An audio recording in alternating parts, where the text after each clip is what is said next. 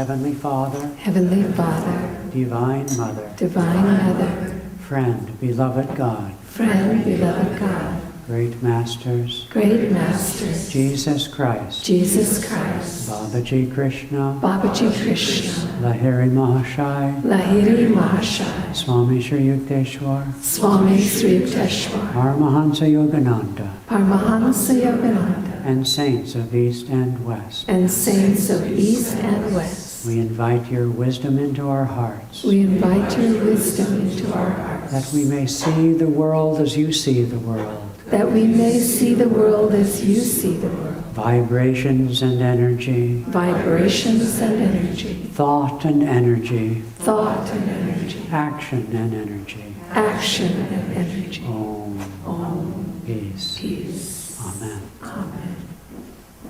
Let's sit quietly for just a moment, gathering ourselves within, leaving behind us the day's activities, our plans for tomorrow, shedding all fatigue, the efforts of the day, opening the door of the heart, drawing all the prana like prodigal children, like sheep back into the fold of the Sushumna, baptizing our consciousness, energy, feeling in the living presence of the soul and of the great ones.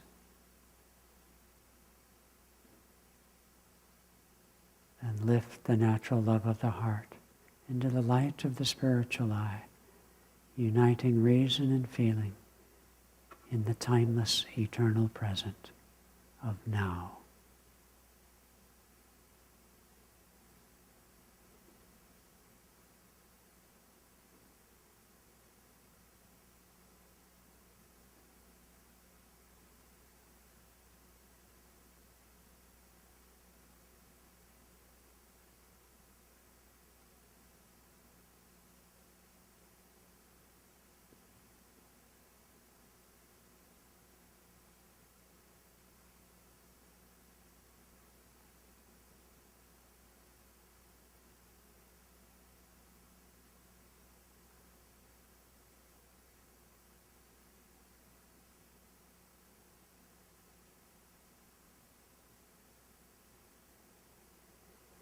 Let's tense the body, inhale.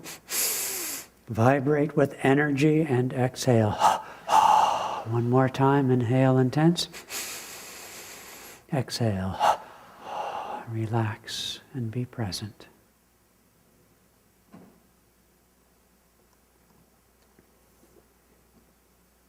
Do we have any announcements, or can we save those to the end? We can wait to the end. Yeah. Okay.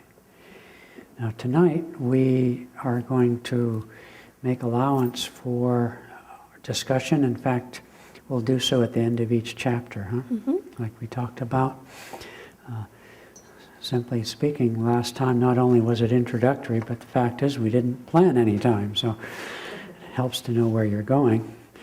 So tonight, we are hoping to cover chapters 4, 5, and 6, and in fact, I think from this point forward, it will go more quickly. So I've designed my slides to, just stop right there, to be my notes, not having to look at two things. And so by way, Mr. Dotson, you're being called on this side of the room by this lovely young lady who's trying to hit on you. I suggest you respond. I don't know what our friends out in cyberspace think of what we do here, but it's always fun. Okay, so by way of recapping a little bit, the Yuga cycle is a 24,000-year cycle of human history, with 12,000 years in the ascendant of an awakening of consciousness and 12,000 years in a decline of consciousness. We didn't talk particularly about it, but the book does. Sri Yukteswar, who revealed strewn throughout all the great cultures of the humanity, as we touched on last week, but he did reveal the particulars and a massive correction to the Indian version of the cycle of the ages in the introduction to his book, The Holy Science. And he uses the term mental virtue, and synonymous with Dharma. Neither of those terms are adequate really to describe, and the authors of our text go to great lengths to try to fill in the blanks. We think of Dharma as being right action. Why would we argue with that? I don't think, and many of us know even what mental virtue could possibly refer to. But I think one way that they suggest is to maybe it's intelligence, although that's very limited to the intellect. It's the awareness of what is real and going beyond, obviously, the ego and its self-imposed limitations. So the awareness of the reality within ourselves of consciousness and vibration and energy, and the same without. And as we ascend through the cycle of ages, that awareness expands.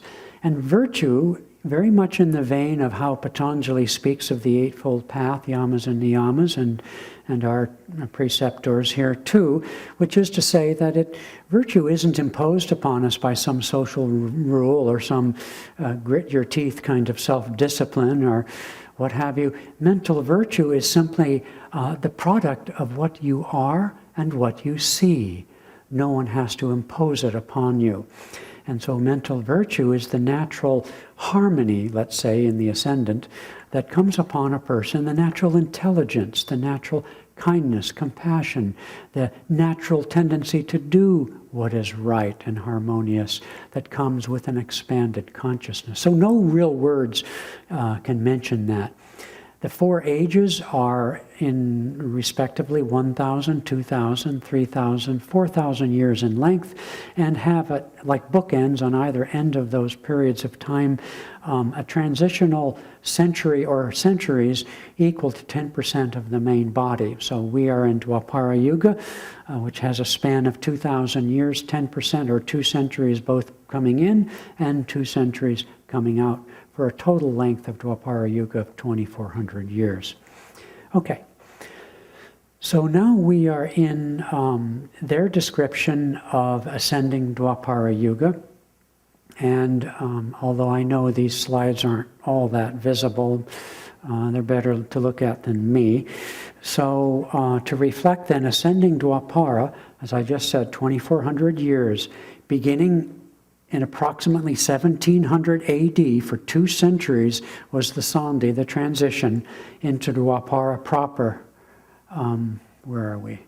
There it is, the dotted line, AD 1900.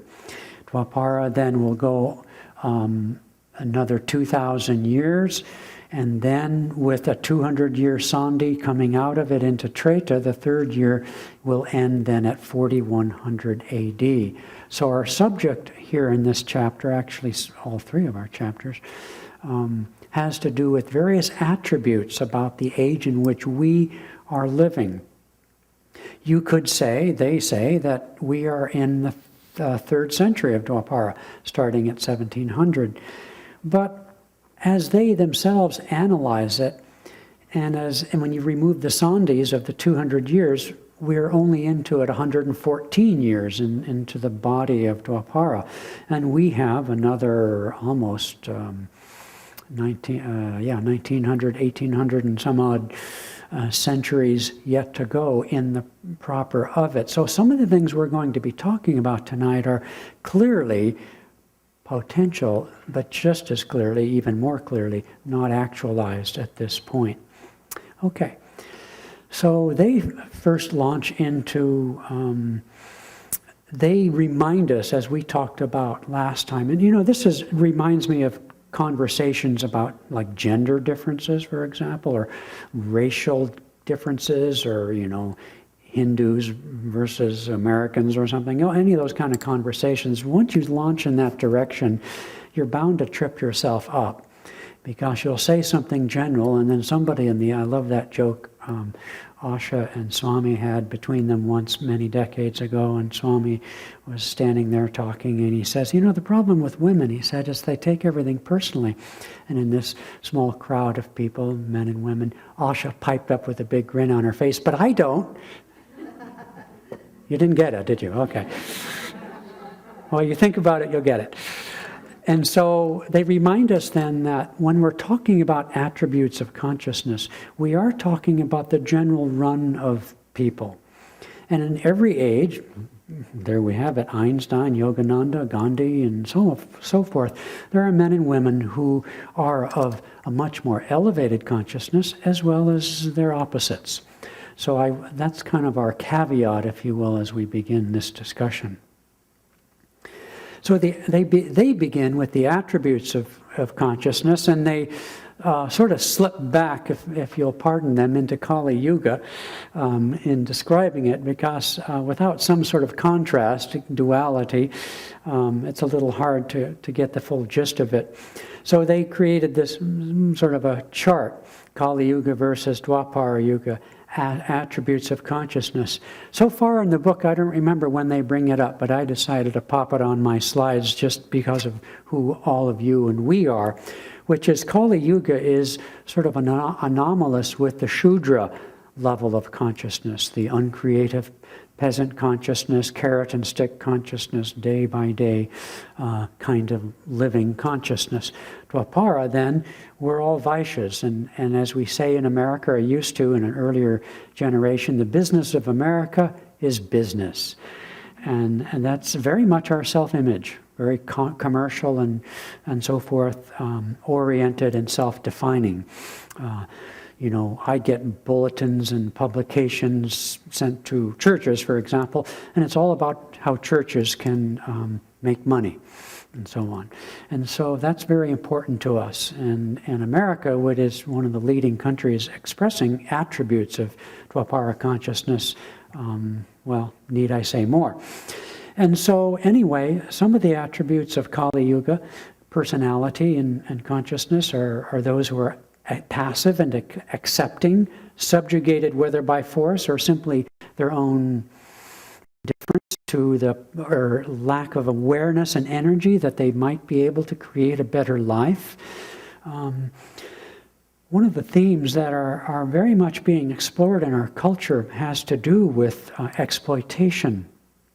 And we have a very strong affirmation by virtue of Dwapara Yuga, sort of against exploitation and abuse by people in authority or higher positions of power.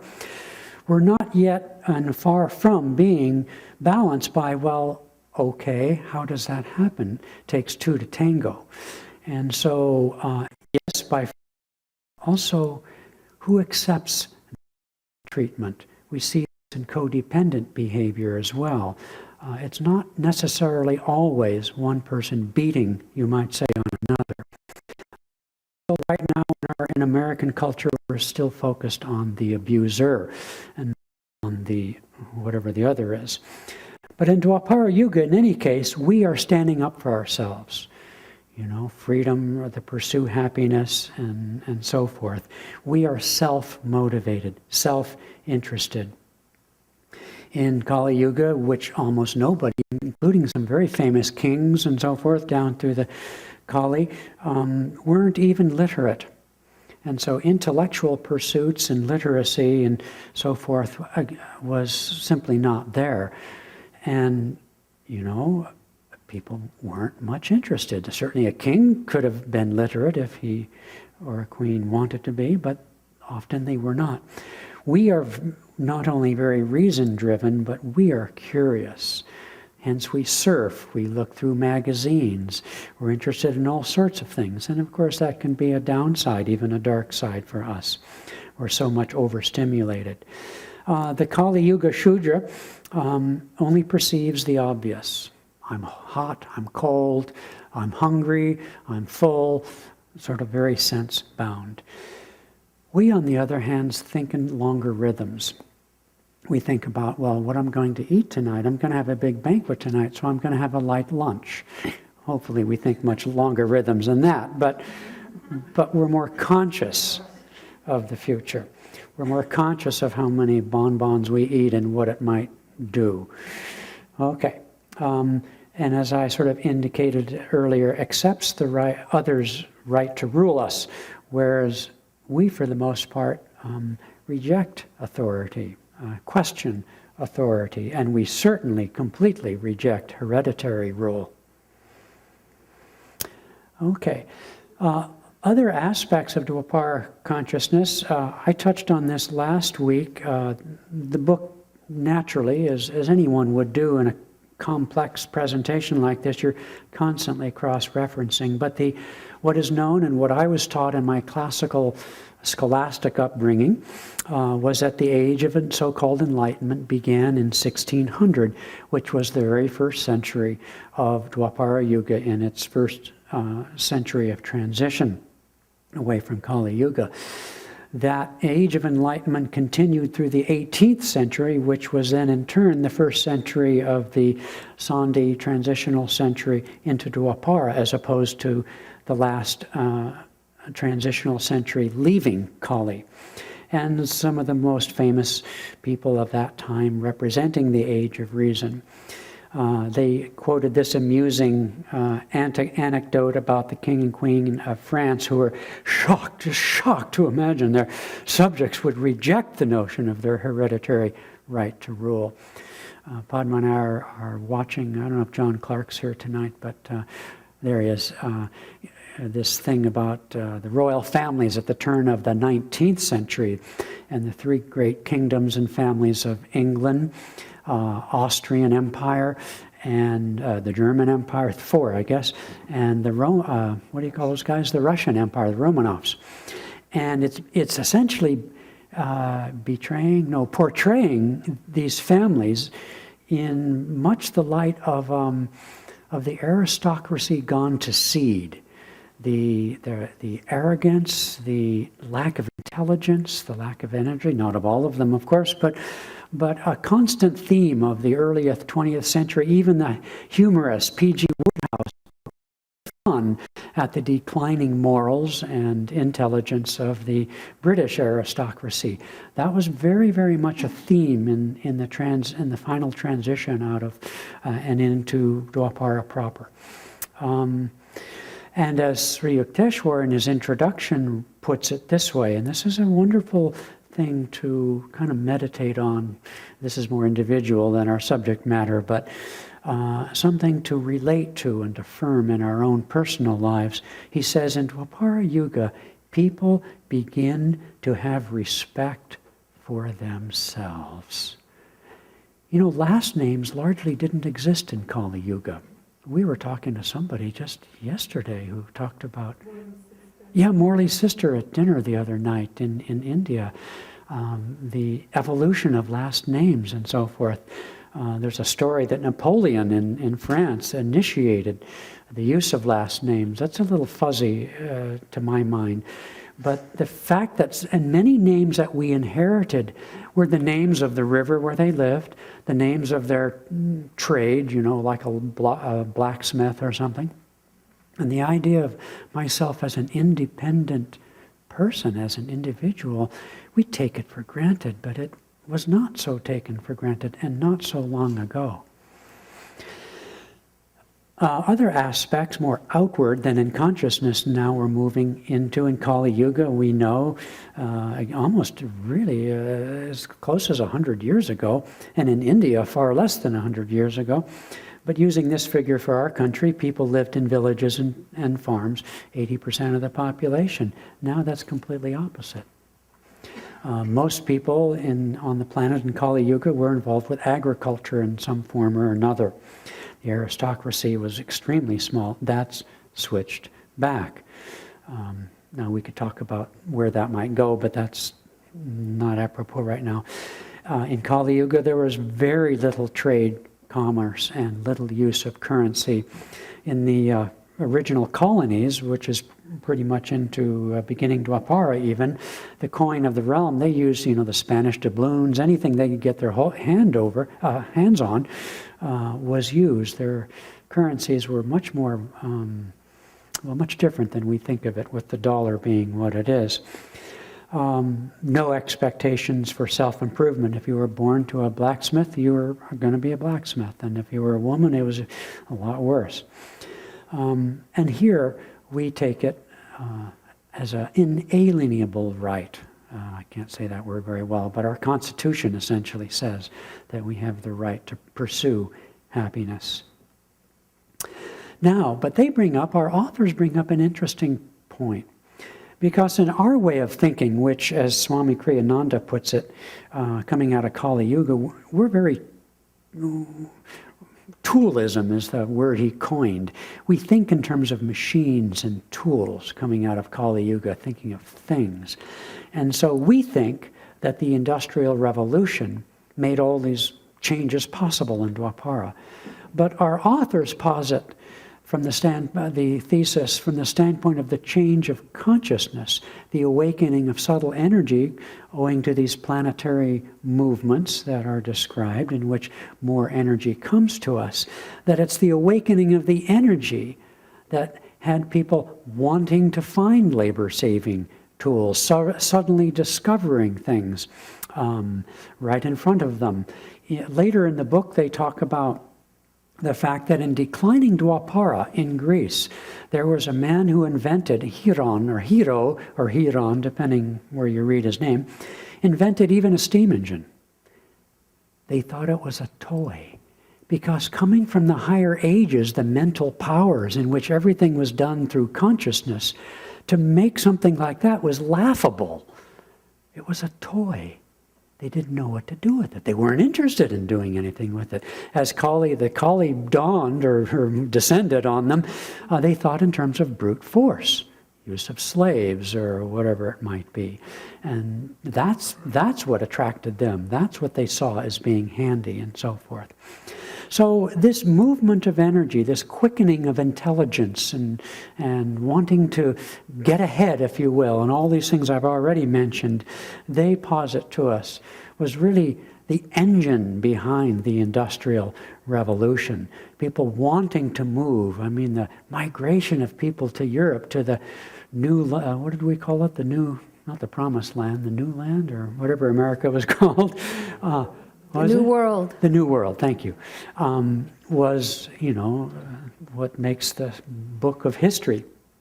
Okay, and so it was. I mean, think of Columbus and the other explorers. I mean, there was a burning curiosity. Sure, they wanted the riches of India, and they sure blew it, but there was a quickening of that interest to see the world differently, to see the world as round and to explore the world, to go where no man had gone before, at least as far as they knew, and to take risks, great risks that we ourselves can't even imagine what some of them went through. But the genesis of that, which is their thesis, is that it was this quickening of intelligence, this awakening of mental virtue. Okay, I basically talked about that. Well, yes, they use the example of the internet as an extension of this thing, and then he goes into a rather amusing whole page listing how many. You Google on something really odd, and you get hundreds of websites about it, and the list of hobbies and interests that our population has that didn't exist so briefly ago it's exponential, and we're just in the first 100 and some years of Dwapara. Now, okay, but this is where Dwapara can get kind of dark and a little bit ugly, which is because the quickening of energy and intelligence that has come to us it's as if the organ of the body as subconscious as our past, the awakening of energy, which brings to us tools. I mean, so far as we know and we've experienced, what is the one industry that benefits not only most, but first when something is discovered? Weaponry. Okay? That's what everybody seems to want to do first. I'm going to send out to you a little link on something I found when I get to it tonight, if I ever get to it.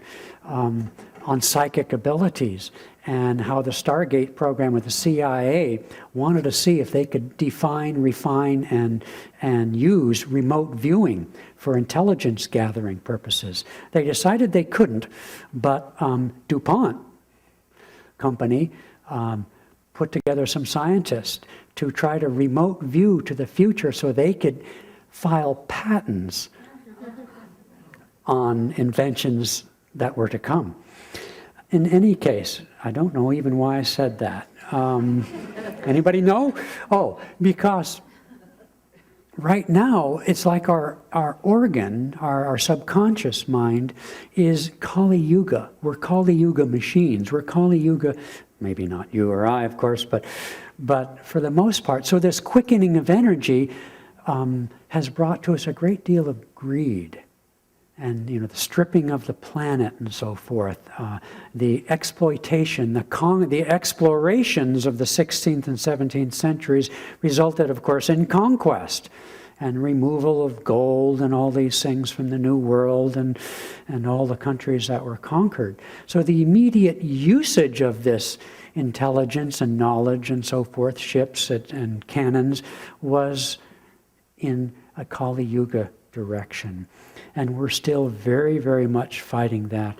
In the personal realm, you think of the 20s and then the 60s, and I remember Swami talking about 3 kinds of people. I'm hoping Padma remembers. I just remembered the Romans. He said there's 3 kinds of people on the planet: Romans and something else. And the Romans are the ones lying on the couch gorging themselves. And there's, at least 1/3 of the population in America are Romans. And so with the energy and prosperity and so forth of early Dwapara, we see a great deal of selfishness and self-indulgence through the senses. Very much a Kali Yuga consciousness. We see institutions of power, whether government, religious, or otherwise, using their power over people, even as they are threatened by the rising tide of individualism and rejection of that power. And so one of the themes of Dwapara, they point out, is the pursuit of happiness, which is embodied in our Declaration of Independence. But we still don't know what that is. But I've been heartened by the fact that every year more and more studies, serious studies, are being undertaken by universities and others, trying to explore what makes us happy, rather than only just the Freudian type of what makes us sick, which was the pursuit of most of such people 100 years ago or less. Okay. On the other hand, for all the risks that we're taking in destroying our planet, potentially, is there anyone who really wants to go to yoga? I mean, even we who talk about sustainable living, Master who talked about intentional communities and buying land in the country, Swami himself always said that it doesn't mean we're going to be blown back to bits and into a barbarian age where we all had to do that.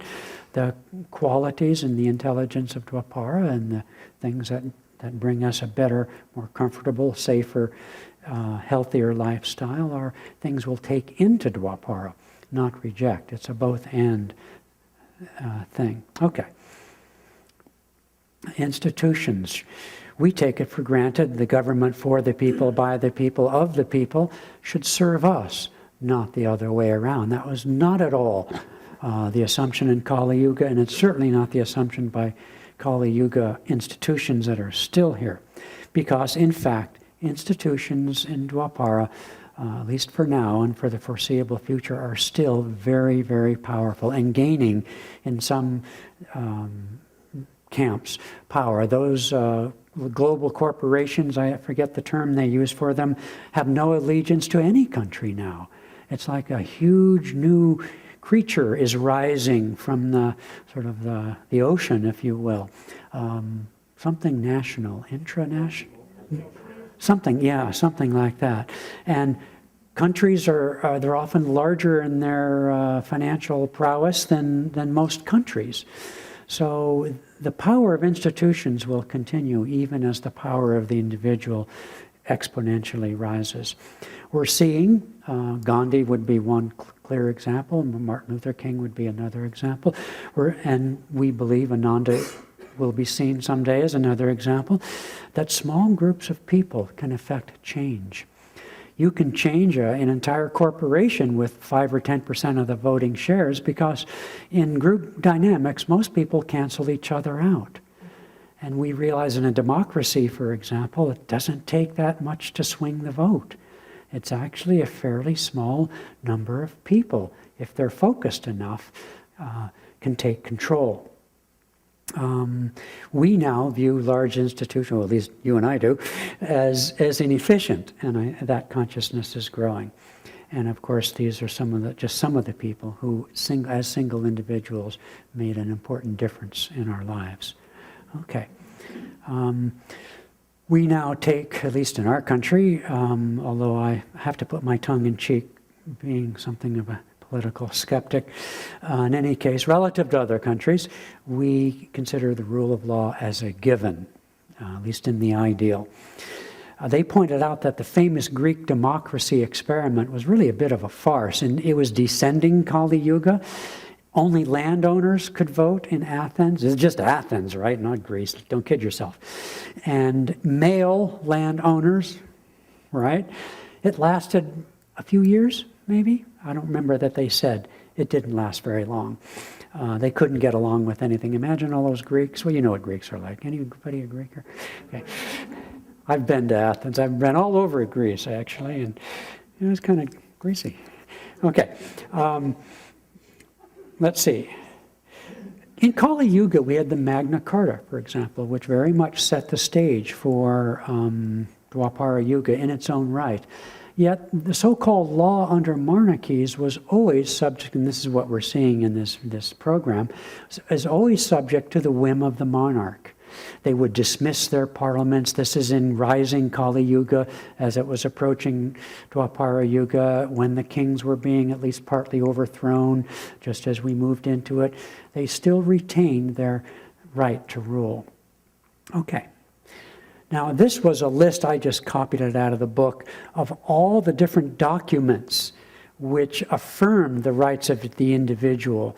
I'm not going to read them all, but they're in the book. I just wanted to give you as page 6. Well, your pages are different than mine, but anyway, they're saying that the affirmation across the planet of individual rights and of governments and institutions and the rule of law as upholding individual rights is, at this point in ascending Dwapara, basically a given, an ideal but a given. However, another dark side of Dwapara is, as we've already heard, and some of us here many times, is in Dwapara Yuga, and we have many, many centuries to go, there is no security anywhere.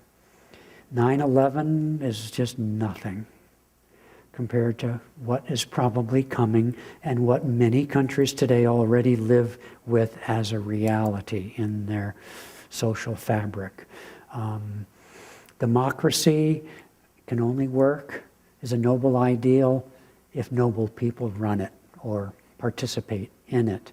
There's no system that's foolproof against greed, dishonesty, and lower consciousness. Self-interest can be enlightened or selfish.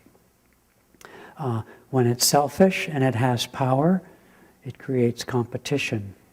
And that competition, by its very nature, for those of you like me, were unfortunate enough to have to study economics in college, means nothing but uncertainty.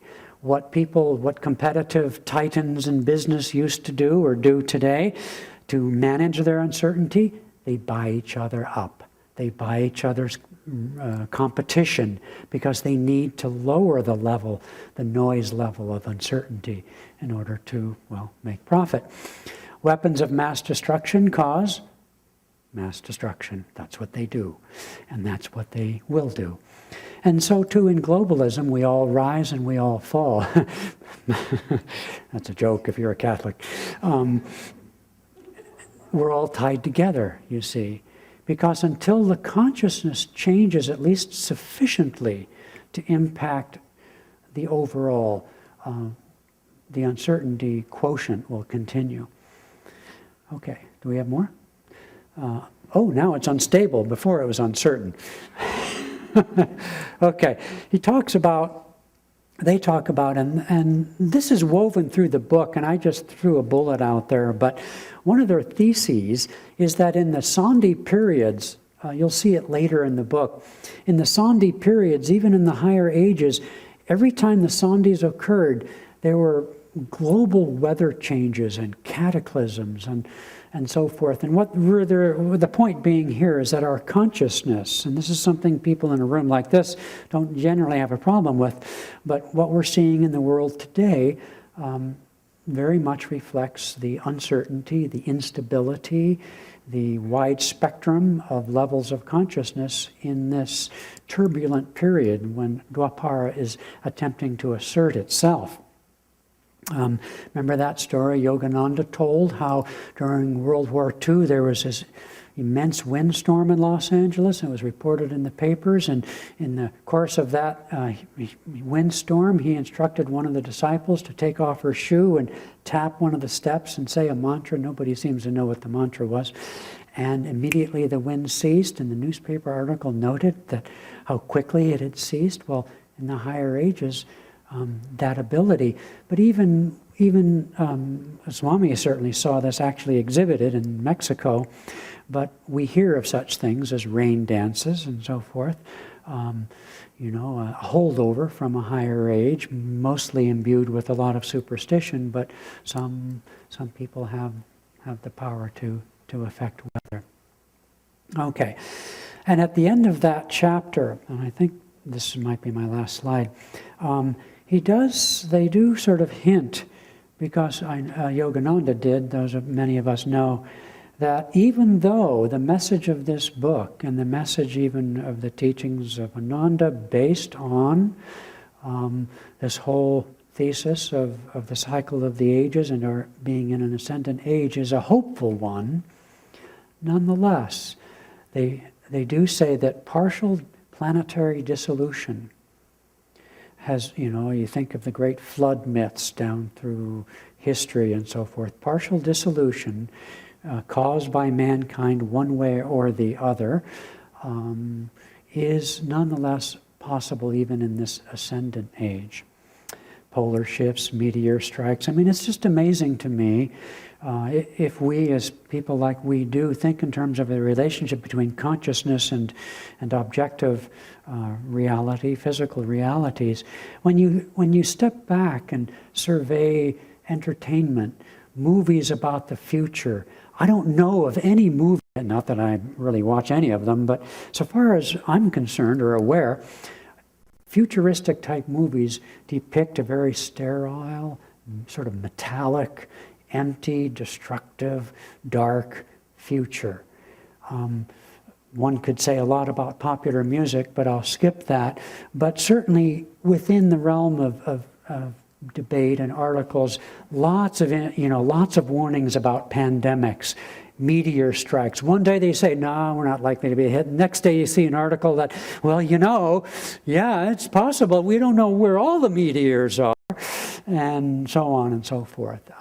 There's a great deal of anxiety on our planet about those possibilities. And I'm not saying the anxiety produces it itself, because the anxiety, like art, also can reflect an understanding of the reality of these things. So, notwithstanding the hopeful nature of the ascendant age, it is not the age of Aquarius, neither astrologically speaking or otherwise yet.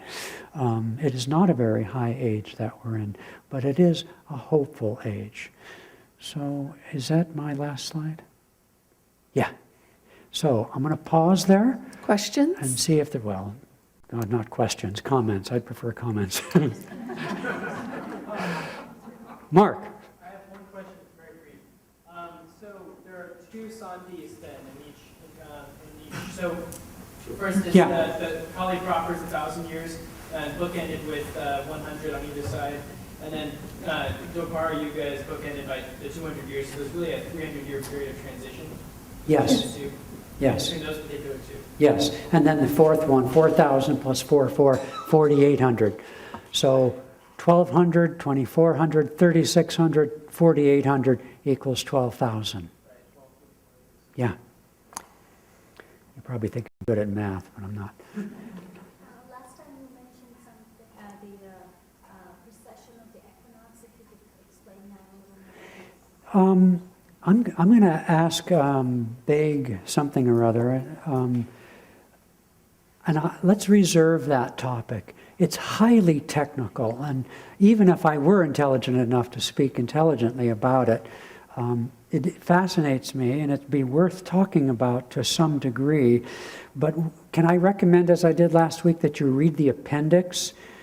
It's really worth reading, even if you're not that bright.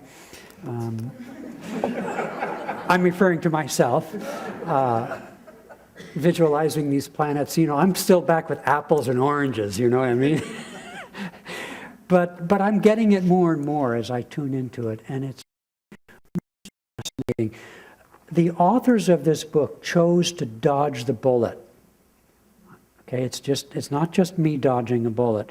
They really decided not to go there. And they have some good reasons for doing that. The jury's still out on taking Sri Yukteswar literally about a thing like the duel, and taking literally the precession and the cause of that. But it is a fascinating topic, and I'm very hopeful that it'll go in his direction at some point. But do read that appendix in the back, and maybe as this course comes to a closure, we'll find a space for that, and it would be good to try to talk about that with some of you who can do so, intelligently, because it is an interesting topic. Somebody else had a... John. There's a good chart on page 24 about the horseshoe. On page 24 is the horseshoe comparing ascending and descending values.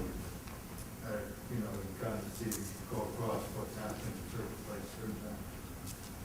I don't think there's anything like that in the book comparing descending Dwapara, but do we know enough? So if we had the same chart for Dwapara, where you can read across the timelines and see what happened in descending Dwapara, we can kind of predict to some extent what is going to happen as we go forward into... Yes, they spend a lot of time on that in the book. If you go to Yugas' house, he has the whole thing on a chart. His house? Chandi. Maybe in his office now, I don't know. Okay, that's really helpful. But no, John, seriously, I thought it was one of the major charts in there. So we'll address that. There are at least 2 or 3 charts that we covered last. Well, they didn't chart what hasn't happened yet. That's what John's talking about. I see. Looking at No. descending Dwapara and then trying to predict what's going to happen. Is that what you mean, John? Ascending Dwapara. Can we fill in the blanks on descending Dwapara to help us predict what ascending Dwapara is? Yeah, I don't think they do that. I see. Yeah. Okay. All right. Well, Padma? It's a good one. Yeah. We can have a little brainstorming group. Do that. Yeah. Yeah. No. Rima and I didn't talk about this, but I came to the same conclusion last week. I'm not used to working with PowerPoints, and it was too confusing having my notes and this. So I'm just going to work with this, and I hope you all can see it if I stand here. So in Chapter 5, we talk about the emerging trends of Dwapara. And first, of course, they always compare it to where we've come from in Kali. And in this case, they're talking about the subject of like attracts like. I find it interesting that they started with that one. And it's interesting because of their main conclusion, but we'll get to that in a minute. And so in Kali Yuga, where you were born, that's where you lived your life. And the chances of meeting people of like mind, if they weren't the people that were in your village or your tribe or whatever, were very, very slim. I know in Holland, it takes 2 hours to drive across Holland. And yet there are something like 54 dialects in the country. You go from one village to another village, and they could not understand each other because their languages are so different. And, going to that next village, which might just be 2 or 3 kilometers down the road, is like going to the other side of the world, or it was. And that's what Kali Yuga was like. And that's how we lived in this world, no matter where we were. We just didn't know anything beyond our immediate. Then Dwapara comes along, and communication is instant, right? The internet, radio, television, we're communicating around the world. So it becomes easier to find others of like mind.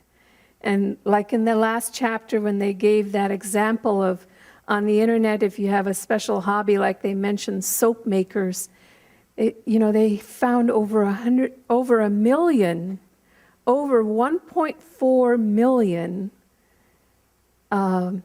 whatever finds on the internet when they queried on soap makers alone.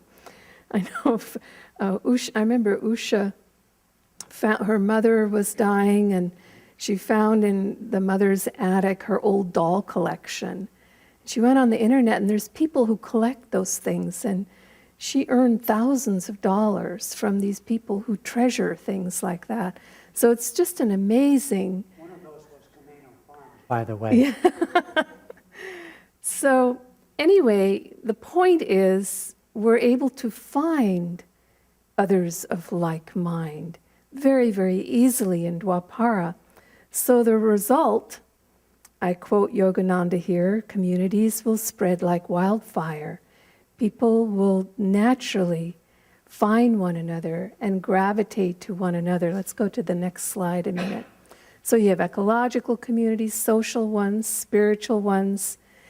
In America right now, seniors, it's the biggest growing segment of the population, right?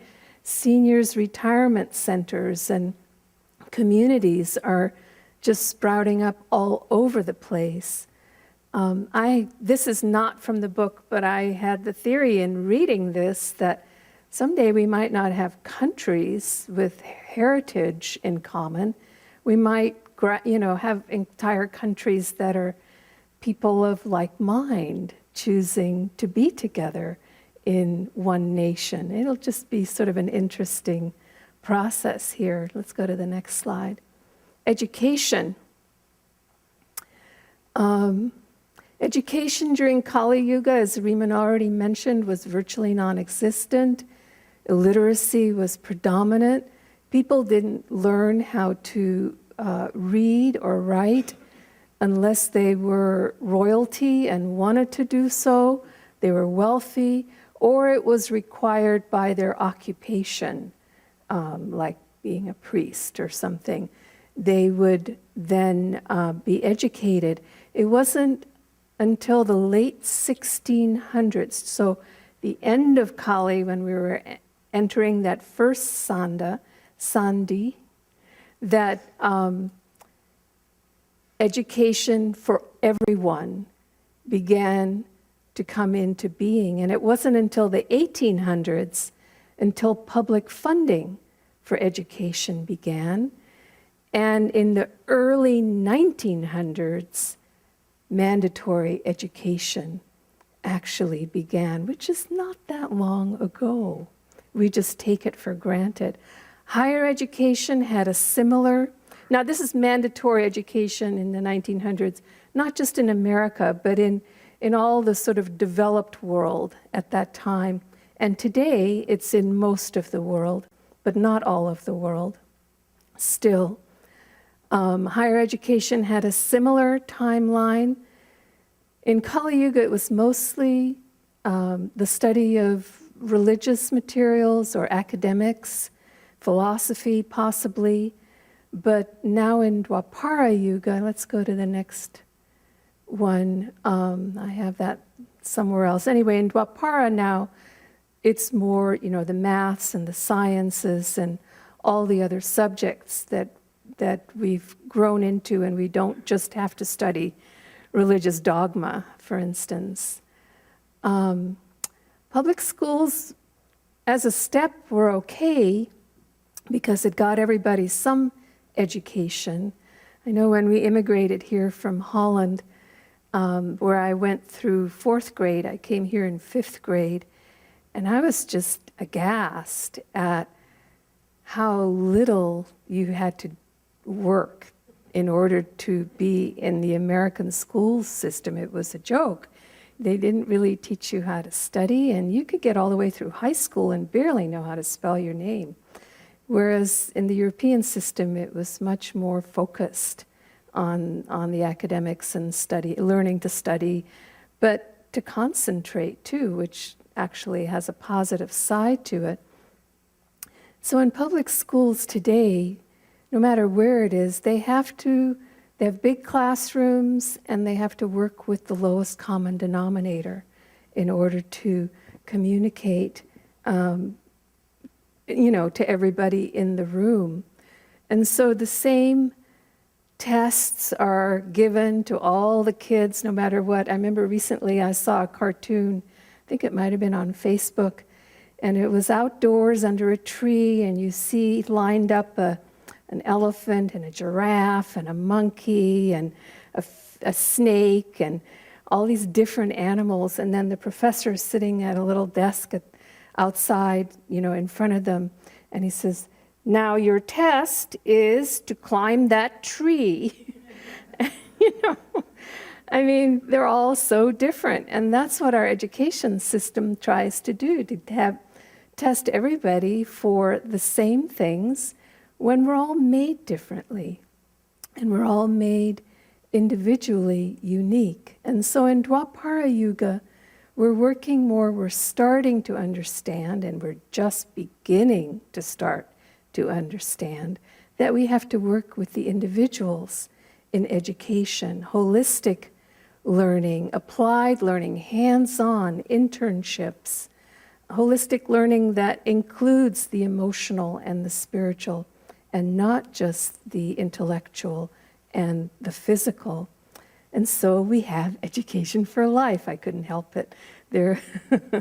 As one example of a school philosophy that's based on working with the whole individual, including their spiritual component, not religious, but the values that all spirituality agrees upon: kindness, cooperation, all of those kinds of qualities, and helping the children to experiment with those qualities and learn for themselves what happiness really means. Next slide, please.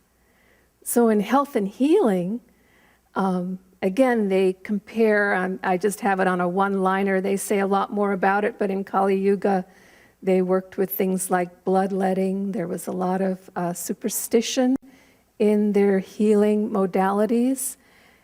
I'm talking Kali Yuga now. Before that, in the descending Dwapara and the prior ages, there was a lot of wisdom around healing. It occurred to me as I was reading this book that, for instance, in Africa, I'm led to believe that the belief system there, or the common philosophy, has a lot to do with looking back to the ancestors for their wisdom and their integrity and so on. And I suspect they probably were looking way back to those ancestors from the higher ages, where they really knew which plants and herbs and different kinds of things would have healing properties and would be able to use them. So now we're in Dwapara, and we still have that sort of scientific body chemistry, surgery, but it's scientific, it's not superstitious. So they experiment, they try to show that something really works and has sort of a tangible, not as objective as possible result. So in the book, they're talking about the fact that modern medicine keeps us from dying too soon, but it doesn't make us healthy. It doesn't work on that aspect. We have a lot of different drugs, including now drugs for the energetic things like lethargy, unhappiness, anxiety, fears, and so on. But their successes are limited. There are some, and there are not some. And so next slide. So we get more energy-based healing happening in Dwapara. And there are scientific studies happening to try to prove these different energetic modalities. And we're trying to do that now with yoga therapy, for example. My physical therapist was telling me just a couple of weeks ago she was going to a one-week continuing education for physical therapy, which is very Western medicine. But one of her options during that week was on Tai Chi being used in physical therapy. And a lot of studies had been done on some specific poses that help with the healing of the muscles and the joints and so on. So there's more and more of that going on and being accepted. So there's chiropractic, acupuncture, which actually hails back, as far as we know, to like 3000 BC, but then it died out during Kali Yuga. Massage, acupressure, craniosacral massage, homeopathy, and yoga itself, hatha yoga, the asanas, hence the new spiritual yoga book cover.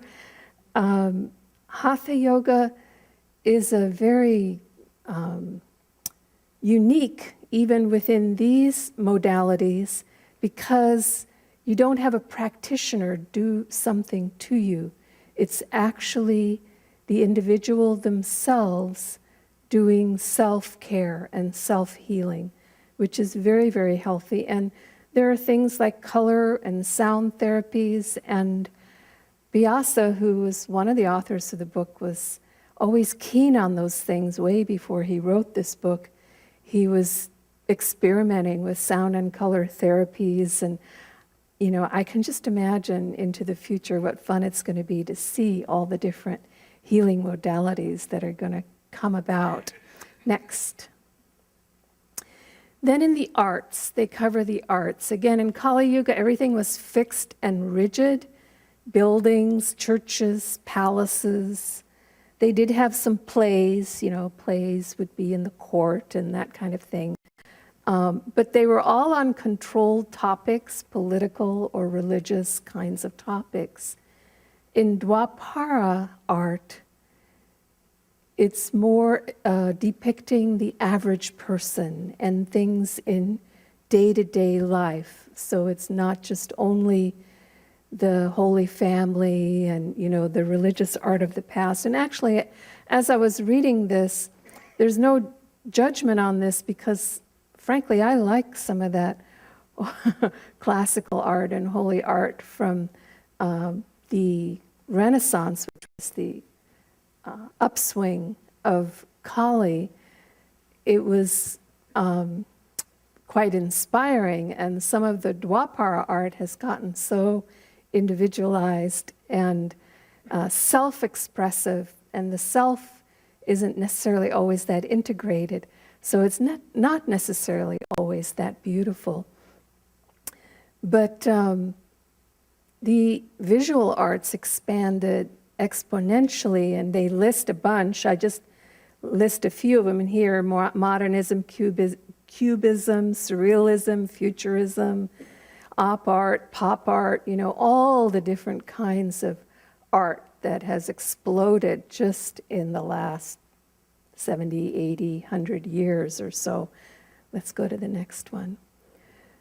So other forms of expansion that they talk about in Dwapara is in the performing arts. We've gone from just theater and opera and symphonies to using Dwapara technology for movies, television, radio, computers, art production, internet. There's all kinds of different expressions of art.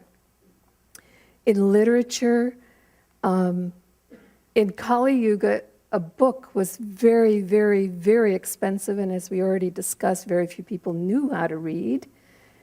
And in Dwapara, they're saying that in the USA alone, 2 billion books a year are sold. Books are available to everyone, and they are being written in all kinds of forms and subjects, novels, comics, you name it. There's just lots and lots of variety.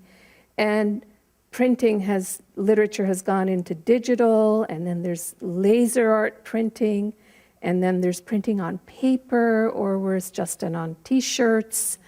There's so much that's coming along in the world of print and literature. Let's go to the next one. Multimedia, combining painting, music, dance, photography is a whole other aspect of this. You can, compose. Swami Kriyananda had one of the first composition software for composing music on his computer. That very first one, remember, it was huge and it was really expensive, but it inspired him to write the oratorio pieces, so none of us complained. But now that is just, that's considered very crude compared to the kinds of instruments, keyboards that are available and software that's available. Or can also become more participatory, conceptual, collaborating and shared experience. He's imagining that at some point soon, when you go to the movies, you'll not just have visual and hearing, but you'll get taste, smell, and touch, depending on what's going on in the scene, to make you feel like you're part of it somehow. Video games are a world unto themselves, and virtual reality, so three-dimensional, so you're in the midst of the art. You become part of whatever the expression of art is. And that's it. Questions?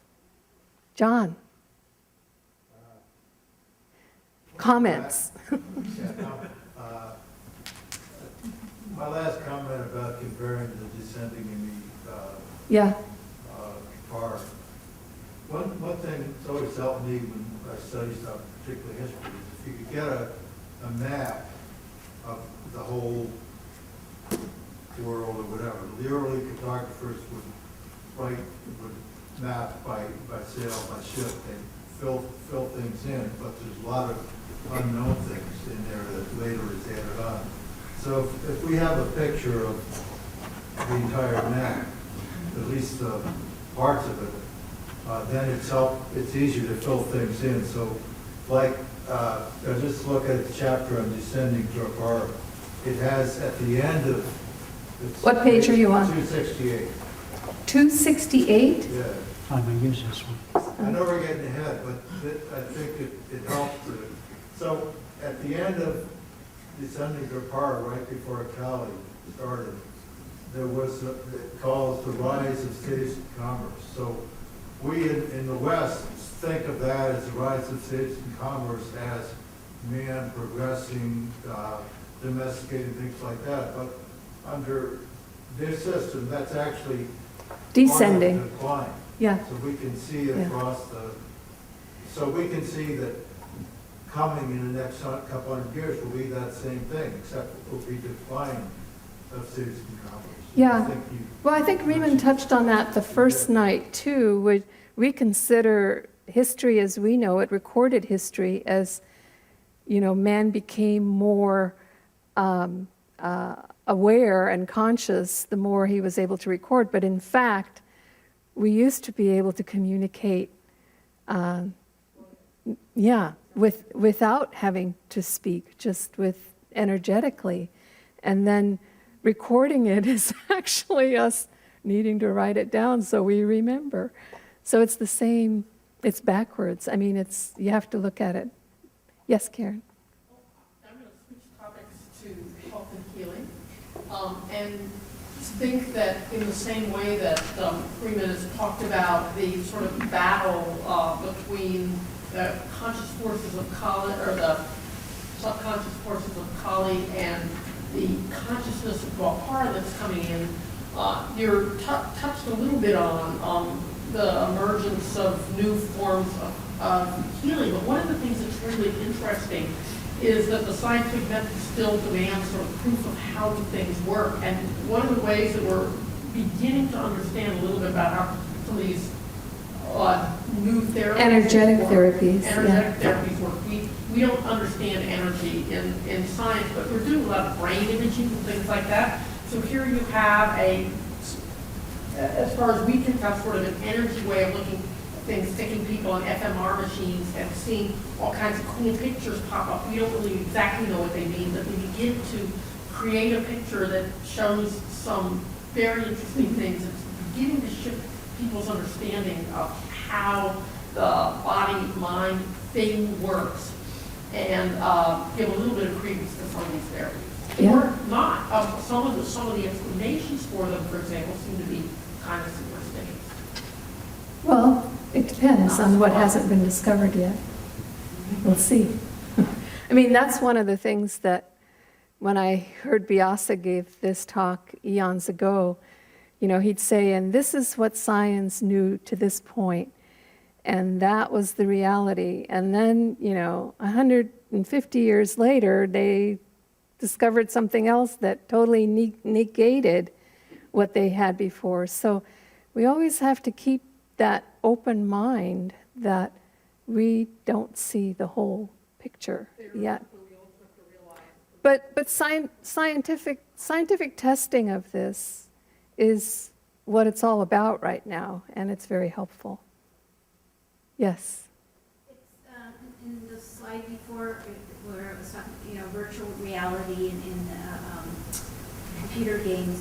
It's sort of good to know that there might be a different angle on it, because I, along with I'm sure a lot of other people, have a concern of the negative impact. And sometimes I wonder just about the wiring and even the physiology with particularly the younger kids, if that's not, in fact, maybe a drag on awareness in general and kind of moving forward. Well, because we're in this transitional going in phase, there's still a lot of chaos and misuse. And so, because it's so chaotic around us, it's easier to sort of retreat into a virtual world, which isn't necessarily healthy for the overall holistic human being. And I don't think a lot of this art is actually, the current art is actually uplifting or helpful, but it is the expression of this confusing time, this interim period. And so I agree with you. Yeah. Yes. Just to respond to that, there is some interesting work that's being done. But there's hope. There is some interesting work that's currently being done exploring how games of all kinds can be used to help and benefit society, specifically computer games, but games of all kinds. There's an interesting book called Reality is Broken. I believe the author is McDougall. She's done some interesting TED Talks on that very topic. She's done broad types of social experiments, bringing together people, creating kind of online incentives to for people to do good, to benefit, to help one another. Fun. Any other? Yes, Bashra. This is not a well-formulated thought, but I've been thinking a lot in the last week or two after reading these chapters about this concept of self-interest in Vipara, and wondering for myself, well, how does that factor in to us as spiritual seekers, and self-interest and being of service to others? And there's the selfish person who's has no awareness of other people, and there's the person who's maybe working for a charity but is all about how they want to do it and those kinds of things. So as I say, it's not a well-formulated thought, but I just wonder if you have any additional elaboration on self-interest in Vipara and where we're going with that. Well, to my mind, Vajra, for the spiritual seeker who meditates, you begin to become aware of those energies, and you begin to be able to distinguish a selfish thought from an unselfish thought, and you feel happier with the unselfish thought than with the selfish thought. So even though there's a whole lot of selfishness maybe going on around you, you step aside from it and you try to walk forward in an unselfish manner. And heck, that's what community is all about, and that's what getting together with people of like mind is all about. And that's why it's so important for people of goodwill to pull together in this time, because the world in general doesn't support it. And so you need to be among those who do support it in order to, feel a little more fulfilled and not quite so crazy. Does that make sense? I'm going to sit and answer this next one. Yes? Kind of related to what you're saying there. I see the cycle of the Yugas, as well as a general cycle. It seems to be like the individual spiritual cycle as we evolve from Kali to Pura. And I was reading some of the descriptions of the Kali and some of the Pura, and I could feel, parts of myself that were kind of more Kali that have become more than Pura. And I'm wondering, can we use this definition of the cycle of the Yugas to help us to evolve towards, real past to fall into the more advanced ones?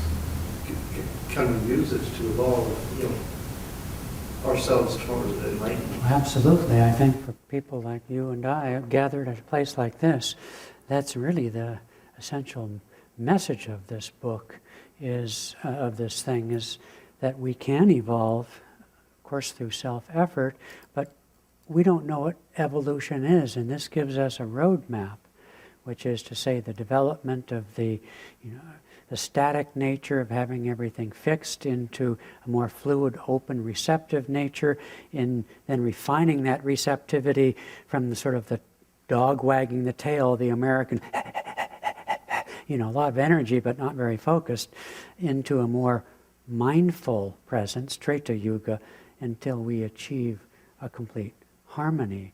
And so it is a roadmap for Shudra, Vaishya, Kshatriya, and Brahmin for development that way, body, mind, spirit as well. So Each of us have those elements in us. we don't have to wait for this world to turn, so to speak. So very much so. Because even as we study these qualities, I'm sure different ones of us think, we can we resonate with certain things and they make sense to us. So I think it's very much that.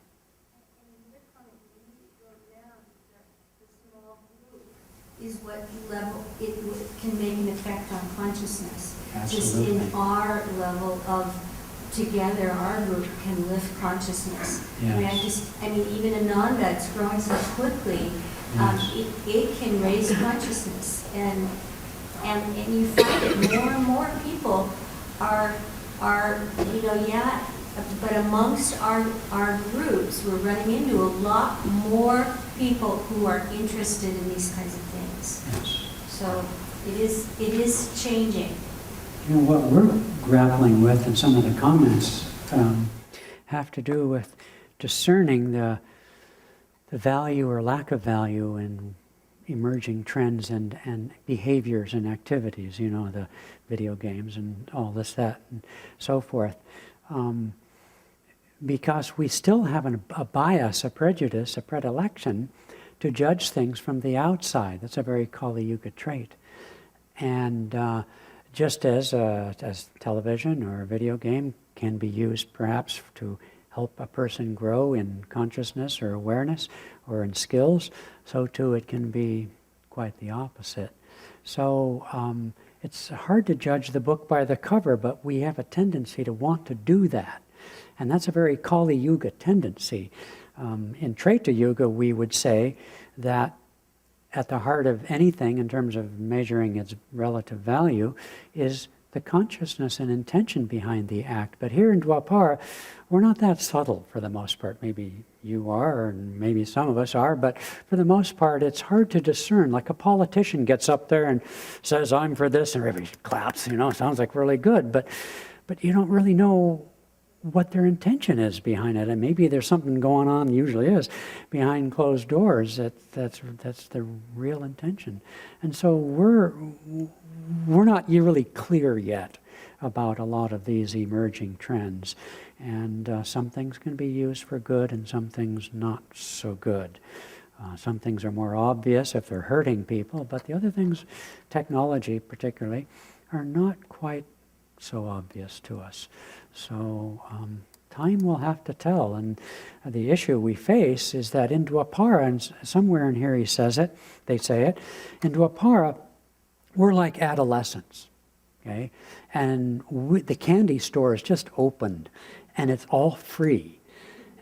And so we're out there, we can do all these things. And so the energy of Dwapara is largely outward, certainly in this first segment of Dwapara, as we run through the candy store of the world, of the planet, of the nature of our bodies, and we can express and do all the things we want to do. And only a certain segment, people like you and I, of the population, but in time it'll be a growing segment, are internalizing that energy to understand that all these goodies don't necessarily make us happy or healthy and so forth. But we're still very much a minority. I mean, tragically a minority if you bother to read headlines on our planet. But it'll be a growing majority. But there are growing pains. And there probably is a great deal of suffering that the planet as a whole has to go through to learn its lessons. How to use our energy responsibly, cooperatively, harmoniously. That's a long way. We've got another practically 2,000 years before we peak out more in that direction. So it's good to keep these things in some kind of perspective. So, okay. Well, I don't know. Let's look at my watch, which is always wrong, if I can find it. We just have a few minutes, so where are we? Yeah, my chapter's always short. Okay, fun. We're back to ascent. Now he talks about what we might expect in the future. Perfect segue into it. Okay, so let's new forms of energy. I think people like you and I are just quite eager to, desperate almost, to find new forms of energy on our planet with the crises that we face. They talked about, and I'll send you some links around, as I said earlier, some very interesting developments, including a computer that runs at absolute zero that can do, it's called a quantum computer. And like quantum particles, it can be in two places at once and do multiple calculations in opposite directions.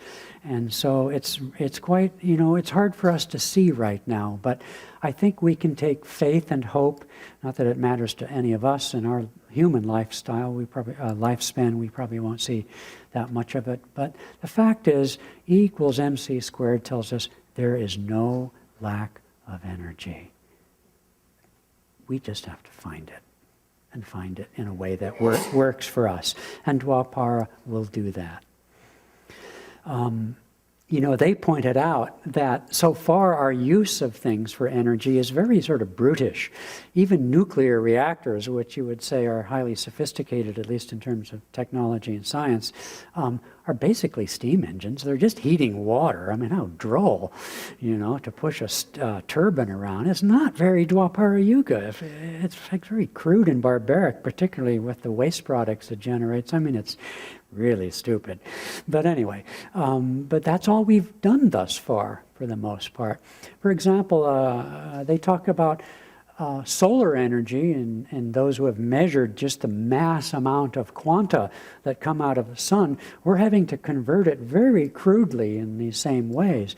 But what if a time comes when we can use it directly without the highly inefficient solar conversion rates that we have presently?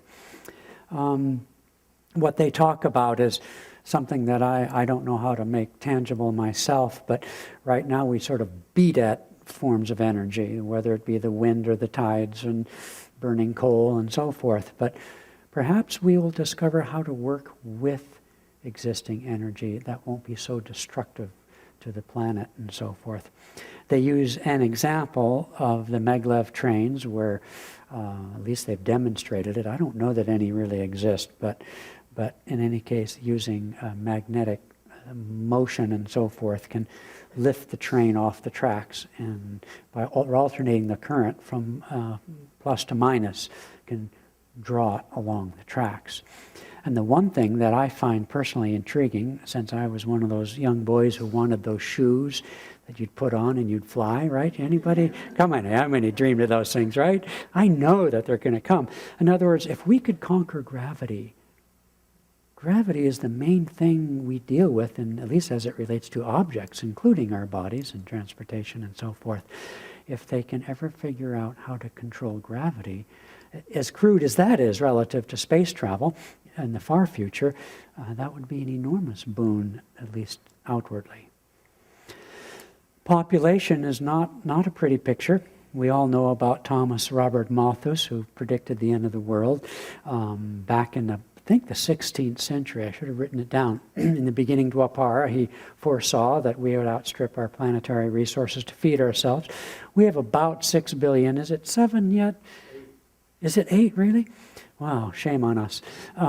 Billion people. When they wrote the book, it was 6. And they were predicting by the end of the century, whatever that is, 2099, a doubling of that. But they point out something I think people like you and I all know, which is as prosperity comes to a nation or to a people, the birth rate declines. And statistically, he points out that if we started with 10 billion people, say, and if our birth rates overall, planetary, declined by 0.5% a year, you'd drop 6.4 billion less people in 100 years, 9.7 in 200, 9.5 in less than 3. I mean, they're talking yugas, right? So in 300 years, we'd be down to 500,000 people. And that's probably, and yeah, probably that's way bigger, but probably Satya Yuga had far less than that. Okay? So it is all possible. Longevity is something the Indian traditions speak of. This is obviously, I don't know, allegorical, for lack of a better word. Remember the 1,000 years of, and the 10% sandhis we talked about earlier? Well, they talk about in their symbolism the lifespan being 100 years in Kali, 200 in Dwapara. Well, obviously, that's, as far as we know, that isn't true. But the number of people living to over 100 years or 200 years is, in fact, increasing, but we're in Dwapara Yuga. And didn't Methuselah live 800 years? Right? So I don't know. But the point is, and Sri Yukteswar brought this out in his introduction, in his book, that one of the indicia of the ascendant process and age is the increasing lifespan of humans on this planet. He also, and it's not in the, I haven't found it in the book, but average height is increasing too, which he mentions. Supposedly, at the beginning of the 20th century, they said the lifespan average was, they actually wrote 30 to 40 years, but I couldn't make myself type 30, so I wrote 40 years. And by the end of the 20th century, the average lifespan was 70 years. Okay. Ascending Dwapara, well, human potential appeals to a crowd like ourselves, but even in the outer world behind us, you know, in sports and so forth, visualizing yourself hitting the golf ball or the tennis ball, I mean, already the inner energy, the inner aspect of an outward success, you know, I think of Dale Carnegie, I mean, it was much earlier in the prior century, about positive attitude and so forth. This is, you know, grist for the mill for people like most of us, but increasingly in our culture, and even health and healing, even doctors allopathically speaking, realize that the chances of recovery and success depends a great deal on attitude and even studies on prayer, for that matter. Now, this is an interesting subject because we have a tendency, I think, people like you and I who are hopeful by nature and and I'd like to believe more progressive than mass consciousness of early Dwapara. Anyway, we speak about, and meditation runs to the heart of the development of intuition. And yet in Treta Yuga is the mental age. And I don't know if any of you have perceived a conflict in our language and imaging here, whether at Ananda in generally, or in the book, or in these conversations we have. But there is a disconnect there. In mass consciousness, there's not much talk about intuition. In the meditation industry and in our way of thinking, it's front and center. But Vyasa, David Steinmetz, makes an interesting point because of his attunement with color. He was the Xerox mad scientist that they put in a building without windows for 30 years, and he invented things that he won't talk about. He talks about how, well, what's the expression? A picture is worth 1,000 words. Well, guess what? In the things that Padma was talking about, it's all about pictures. I remember when Windows was invented. I was an IBMer with the PCs and the batch files. Remember that, Vajra? You'd type these little weird things, and weird things would happen. And then came Windows, graphical interface, and our friend Satyaki helped write the book on that stuff. And the work I used to do, I was blown away by the power, the tool that came in the particular work that I did, by looking at the world graphically, okay? And so what I'm getting at is the reality shows, the TV, all the things that Padma listed are all about images. And images and the Dwapara energy is about flow, okay? And that imagery and flow is the step that you take towards intuition, because the static age of Kali, being fixed, is immovable. The energy age of Dwapara is flowy, is floating, is movable, is permeable, is volatile, all of these things. But whereas for right now and for early Dwapara, that volatility is mostly restless, often destructive, either to oneself or to the environment and so forth. It is paving the way in motion and movement to getting in tune, being able to dance with our planet and with one another. It's a predecessor, it precedes the development of Treta Yuga, the development of intuition. We don't have to wait for that. We're doing that through the practice of meditation. But there is a confusion that one has in these conversations about this wonderful view of life. We keep wanting to imagine we're in this great age, which frankly we're not. But people like us, and it's inclining in that way through that power of movement, through the priority that we place on images, on that kind of thing. Okay, so mind-body healing, Padma talked about that. I already mentioned that. They went on for about a paragraph or so talking about savants. And remember the Indian woman who could beat the computers back in the 70s?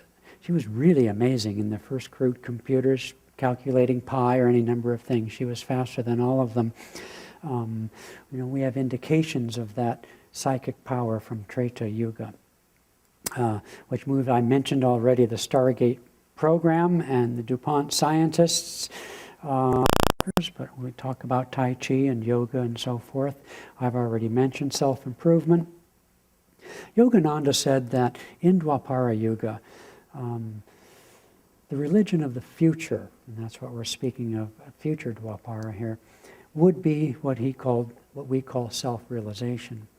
Problem with putting it that way is people imagine he was thinking that what we represent here at Ananda would be the future Catholic Church or some absurdity. That doesn't at all fit with Dwapara. What he means by that is people will approach spirituality less from the point of view of religion, something, again, for most of us here in a room like this, this is already how we're living, spirituality, but not religious.